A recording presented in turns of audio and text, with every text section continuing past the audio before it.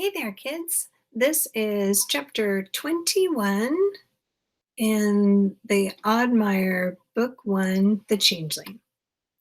Tin opened his eyes slowly.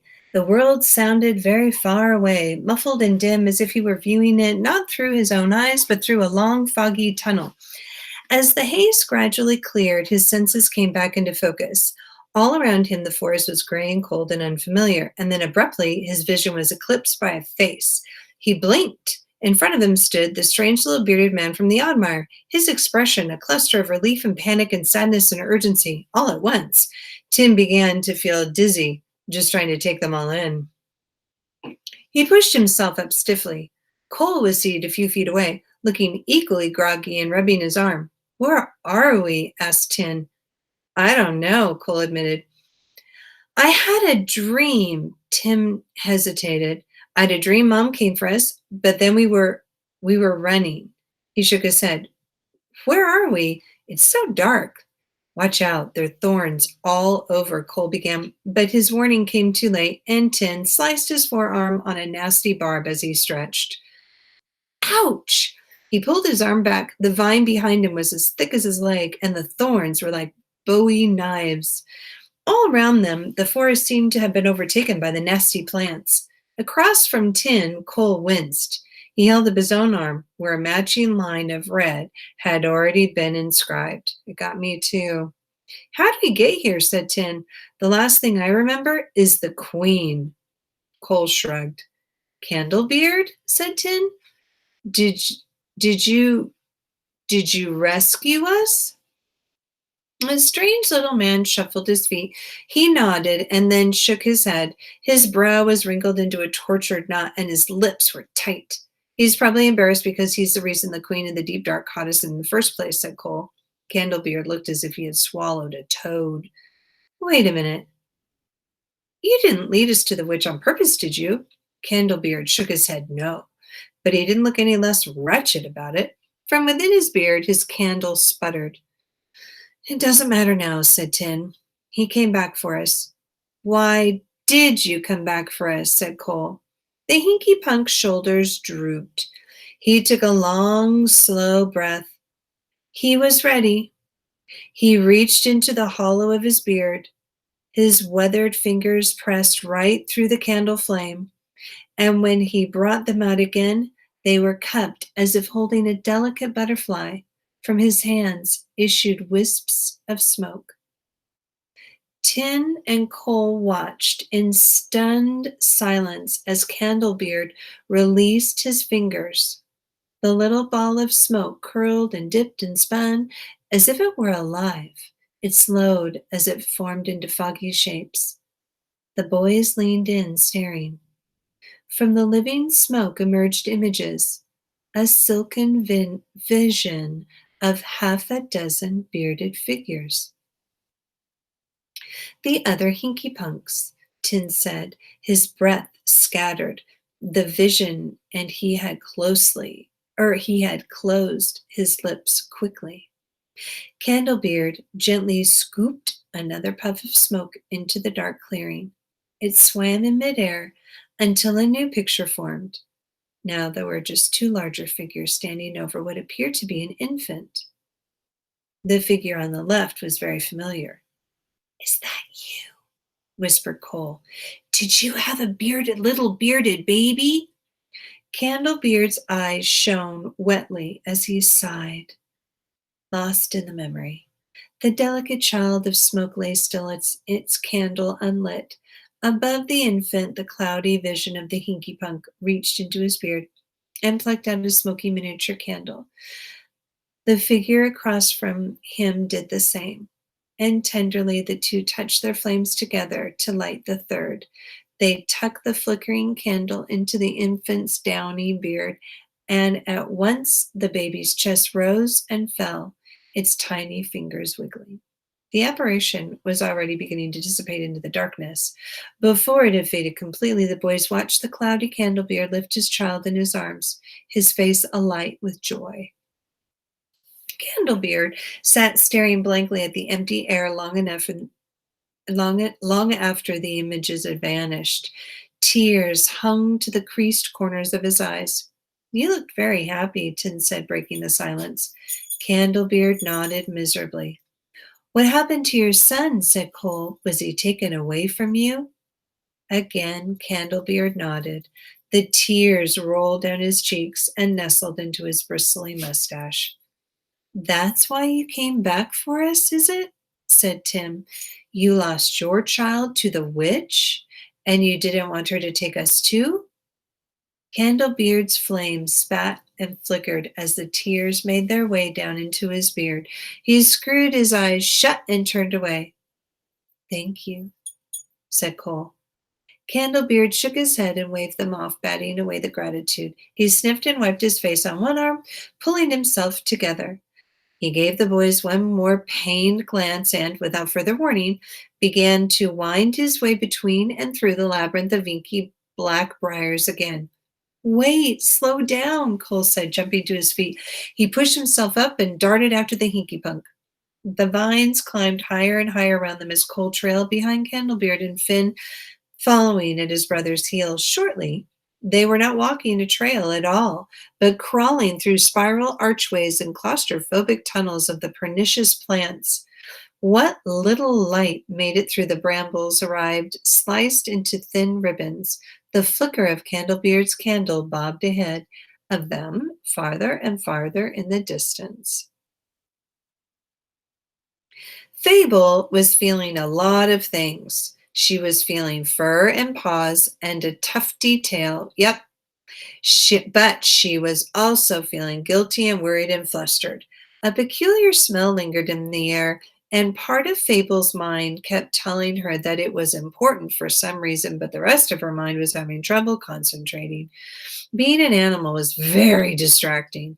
The grown-ups had not stopped arguing, which did not help. My fault, the little angry man with all the sharp teeth was yelling at the witch. If and you had just let us have the wee ones right off, but now had to get all tricksy, and now my changeling. Mind your tongue before I remove it, thief, the witch replied. Who brought the changeling to the other side of the forest in the first place? Who left him there, a baby, unprotected, far from home, to be raised by strangers? Fable shook her head, trying to make sense of what they were talking about. Wood sounded different through animal ears. Also, that smell kept tickling her nose, distracting her. Ouch! You didn't have to remind me, witchy woman. I'll be taking the slippery blighter back for your good as quick as we can find him. Annie Burton jabbed a finger at the goblin. Why, you? And then she said several words that Fable was fairly certain she would not have been allowed to repeat as a human girl, even if she could remember them. And when we do find them, there's no way I'm ever letting you run away with either one of my children, Annie concluded. Calm yourself, the goblin chided. 'Tisn't it I'm stealing your own precious manling. I'm only taking back the one that weren't yourn. Spare us, huffed the queen. You think we know what brought you into the baby's room all those years ago? Stealing her own true child was precisely your intention in the first place. Okay, that's a wee bit true, but I didn't, Cole protested weakly. Just because you weren't any good at being awful doesn't make you any less guilty. Annie wheeled on the queen. You, she barked, do not get to help me. You steal children too. You turn them into things. Fable pushed the smell to the back of her animal mind and gave a growly sort of grumble.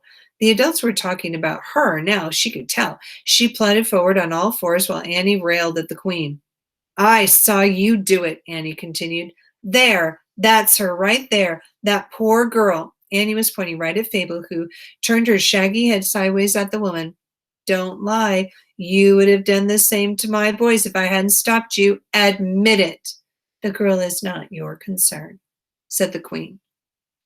Of course she's my concern, said Annie. She's an innocent child lost in the woods with a wicked witch. What sort of monster wouldn't be concerned? Fable stood on her hind legs beside the queen in the deep dark. She still only came up to the witch's waist. She pawed pleadingly at the queen's cloak, her hazel eyes blinking their widest, sweetest, and saddest expression. The queen turned her glare toward the girl, unmoved by her piteous appeal. No, she said. Have you no heart at all? Annie implored. Of course she doesn't have a heart, Cole mumbled at Annie's back. Not for wee girlies lost in the deep dark. The witch rolled her eyes. Fine, she said at last, scowling down at the pitiful cub. Go ahead. Cole gaped. Annie blinked. Fine? You'll give her back her human body? I will do no such thing. What I will give her, the queen said, still eyeing Fable, is my permission. Annie Burton blinked, not understanding. She glanced at Cole, but he only shrugged. When she turned back, Fable was a girl again. Hi, the girl said meekly. Oh, goodness, are you all right, sweetheart? Annie asked. Wait a second. Fable screwed up her eyebrows, concentrating. Thoughts were shuffling back in place in her human head. Yes, human brains definitely work differently. She sniffed several times, turning this way and that. It's going to be okay, said Annie. Do you know where you are right now? Paraffin, said Annie, gazing into the trees. What? The girl clutched at the witch's fur cloak. It's candle wax. I can smell it. You know what that means. You are wrong, said the queen. Their kind have left the forest. But her nose twitched, and Fable could tell she smelled it too. They have not. I met one. How do you think I got so far into the Oddmire? Please, we need to hurry. We need to do nothing of the sort. You aren't going anywhere until, the girl's voice was desperate. They don't know the forest like I do. You don't know the forest. I know enough to know when they're headed. The queen hesitated. Where are they headed? Annie said breathlessly. What's going on? The queen's eyes flickered toward the trees for a moment. They might not know what's out that way, but I do, Fable said. And you know it too. You can't pretend you don't. Please, they'll die. Annie's eyes bounced from the girl to the witch. The queen regarded Fable coldly for a moment and then nodded. Fine. Find them quickly, she said. We will discuss your punishment after the boys are safe. Together the girl and the witch started into the trees. Wait, Annie called after them. Fable turned impatient. Are you coming or what? How can you just trust that woman to help you after what she did? Annie said. Do you even know who she is? What she is? Of course I do, said Fable. She's my mom. Mothers, fathers, daughters, sons. The words were meaningless to the thing at the heart of the bramble. The thing was born of loneliness. It had been raised with fear and hate for its only companions. These words knew. Family, however. Family was a strange word. Family intrigued the creature. At first, the notion had struck the thing as utterly pointless. What purpose was there in a brother? What value in a sister? And then the creature had discovered it. Pain. In families, there was love, a trivial, meaningless emotion, to be sure, but with love came loss. Loss was so much more exquisite than simple solitude. A happy family was dull to the thing in the bramble. It was content and comfortable.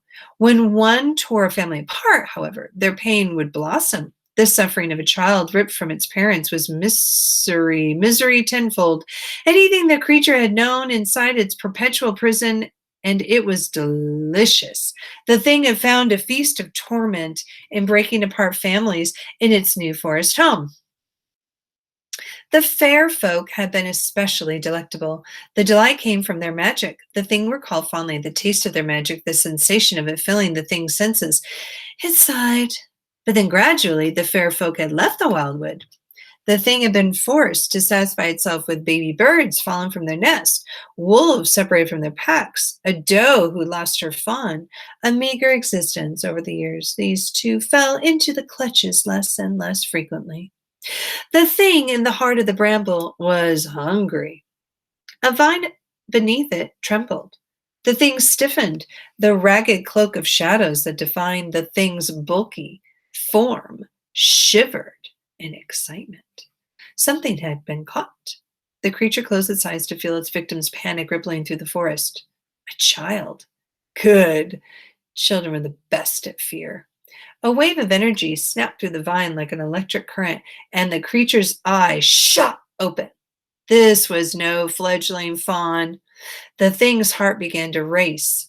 It had not felt power like this in a very long time. The creature pulled its precious shadows closer, its nerves twitching in anticipation. It could feel the child's emotions pulsing at the other end of the vine, and it could feel the magic, real and raw magic like the forest had all but forgotten. Tonight, the thing at the heart of the bramble was going to feast. And that's the end of 21. And this is what 22 looks like. There you go.